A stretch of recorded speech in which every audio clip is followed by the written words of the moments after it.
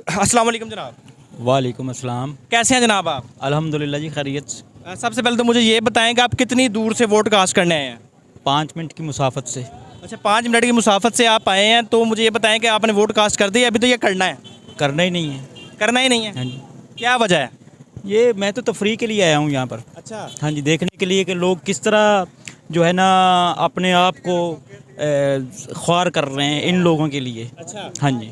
देखें नाजरीन, ये कुछ इस तरह के हमें मुनफरद शायर भी मिल रहे हैं जो कह रहे हैं कि जी मैं वोट कास्ट करने नहीं आया, मैं सिर्फ तफरीह करने के लिए यहाँ पर आया हूँ। तो फिर क्या देखा आपने, क्या महसूस किया ये सारा कुछ देख कर? बस यही देखा कि चंद महीने पहले ये लोग आटे के लिए कतारों में लगे हुए थे। अब जिन लोगों ने इन्हें आटे के लिए कतारों में लगाया है, अब उनको चुनने के लिए लगे हुए हैं। किसको ये चुनेंगे कि ये दोबारा हमें आटे के लिए कतारों में लगाए और हमारे मसाइल जो हैं वो और ज़्यादा बढ़ाए जाएँ। तो इन लोगों की सोच से मैं तफरीह हासिल कर रहा हूँ। अच्छा, तो मुझे बताएं कि क्या रिजल्ट क्या देख रहे हैं?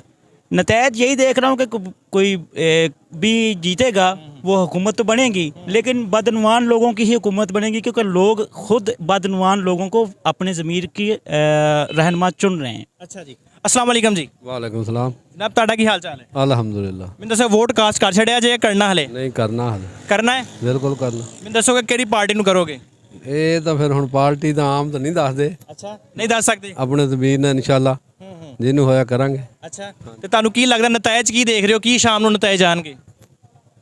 ਇੱਥੇ ਤੇ ਲੱਗਦਾ ਉਹ ਸ਼ਹੀਦ ਦਊਦ ਜਿਹੜਾ ਉਹ ਜਿੱਤ। ਪੀਡੀਆਈ ਤੁਹਾਡਾ ਖਿਆਲ ਹੈ? ਹਾਂ, ਉਹਨਾਂ ਦਾ ਹੀ ਖਿਆਲ ਆ। अच्छा जी, ਤੁਹਾਡਾ पीटीआई ख्याल है। अस्सलाम वालेकुम जी। वालेकुम सलाम जी। हाँ जनाब, वोट कास्ट कर दिया आपने या करना है अभी? करना है जी। करना है, किस पार्टी को करना है? शेर को। शेर को? क्या वजह है उसकी? हाँ जी, क्या वजह वजह ऐसे इधर क्वार्टर से जिधर मैं खलोता है, अच्छा, साढ़े वाले साहब ही ड्यूटी करते ही इधर साढ़े क्वार्टर ढा दिते, ना कोई जगह दी सानू ना कोई किने ढाए है? इन्होंने गवर्नमेंट ने। अच्छा, असी इधर रहते ही रेस्ट हाउस में, अच्छा। साढ़े क्वार्टर असी ना कोई साढ़े कोल जगह ना कुछ, असी बैठे हैं किराए ते मकान लैके। हाँ हाँ, अच्छा जी। अस्सलाम वालेकुम जी। जनाब की हाल चाल है? ਅਲਹਮਦੁਲਿਲਾ मैं दसो कि वोट कास्ट कर छड़िया तुसी? ਕਰ ਛੱਡਿਆ दस सकते हो किहड़ी पार्टी ਨੂੰ ਕੀਤਾ ਹੈ? ਅੱਛਾ, ਮੈਨੂੰ ਦੱਸੋ ਕਿ ਇੱਥੇ ਸਾਰਾ ਨਾਲ ਵੱਡਾ ਪੋਲਿੰਗ ਸਟੇਸ਼ਨ ਹੈ ਆਪਣੇ ਸ਼ਹਿਰ ਦਾ, ਕੀ ਸੂਰਤ ਹਾਲ ਇੱਥੇ ਦੇਖ ਰਹੇ ਹੋ? ਤੁਹਾਨੂੰ ਲੱਗਦਾ ਕਿ ਫੇਅਰ ਇਲੈਕਸ਼ਨ ਹੋਵੇ? ਮੈਂ ਤਾਂ ਖੁਦ ਪ੍ਰਦੇਸ਼ ਤੋਂ ਆਇਆ, अच्छा, ਲਾਹੌਰੋਂ ਆਇਆ ਵੋਟ ਪਾਉਣ ਵਾਸਤੇ ਸਿਰਫ। अच्छा।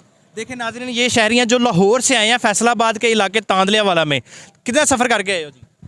ਲਾਹੌਰ ਤੋਂ ਵੇਖ ਲਓ ਤਾਂਦਲਾ ਕਿੰਨਾ ਹੈ। तकरीबन 150 किलोमीटर। ਹਾਂਜੀ, तो सिर्फ वोट कास्ट करने वास्ते? ਸਿਰਫ ਵੋਟ ਕਾਸਟ ਕਰਨ की ਵਾਸਤੇ। वजह इन्नी अहमियत क्यों दे रहे हो वोट ਨੂੰ? ਸਰ ਵੋਟ ਜੇ ਨਹੀਂ ਕਾਸਟ ਕਰਾਂਗੇ ਤਾਂ ਕੋਈ ਸਾਡਾ ਹੋਰ ਪਾ ਜਾਏਗਾ, अच्छा, ਲੇਕਿਨ ਅਸੀਂ ਕਿਹਾ ਨਹੀਂ, ਅਸੀਂ ਆਪਣੇ ਹੱਥ ਹੀ ਪਾਈਏ ਤਾਂ ਕਿ ਜੋ ਵੀ ਹੋਣਾ ਉਹ ਤਾਂ ਬਾਅਦ ਦਾ ਇਸ਼ੂ ਹੈ ਨਾ, अच्छा, ਕਿ ਸਾਡਾ ਵੋਟ ਕਾਊਂਟ ਹੋਣਾ ਜਾਂ ਨਹੀਂ ਹੋਣਾ ਇਹ ਅੱਲਾ ਜਾਣਦਾ ਹੈ। अच्छा, ਲੇਕਿਨ अच्छा, ਹਾਂ, ਲੇਕਿਨ ਮੈਂ ਕਿਹਾ ਵੋਟ ਆਪਣੇ ਹੱਥ ਨਾਲ ਪਾ ਕੇ ਆਈਏ ਬਸ। ਹਾਂ, सही है। ले नाज़रीन, ये शहरी हैं जो कि लाहौर से फैसलाबाद के इलाके तांदलिया वाला में सिर्फ और सिर्फ वोट कास्ट करने आए हैं। आ जाएं और शहरियों से भी बातचीत कर लेते हैं। अस्सलाम वालेकुम जी। वालेकुम सलाम जी। जनाब कैसे हैं आप? ठीक है जी। वोट कास्ट कर दिया आपने? हाँ जी, हाँ जी। बता सकते हैं किस पार्टी को किया है? पीटीआई को पीटीआई को। क्या लगता है पीटीआई जीत जाएगी? इंशाल्लाह।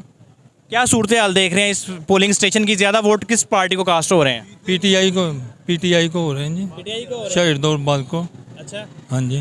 ले नाजरीन, हम इस वक्त मौजूद थे फैसलाबाद की तहसील तांदलिया वाला में, और इस वक्त मेरे पीछे जो पोलिंग स्टेशन है वो शहर का सबसे बड़ा पोलिंग स्टेशन है, और आप लोग देख रहे हैं कि यहाँ पर बहुत सारे शहरी मौजूद हैं जो कि कतारों में लगे हुए हैं और वो अपना वोट कास्ट कर रहे हैं।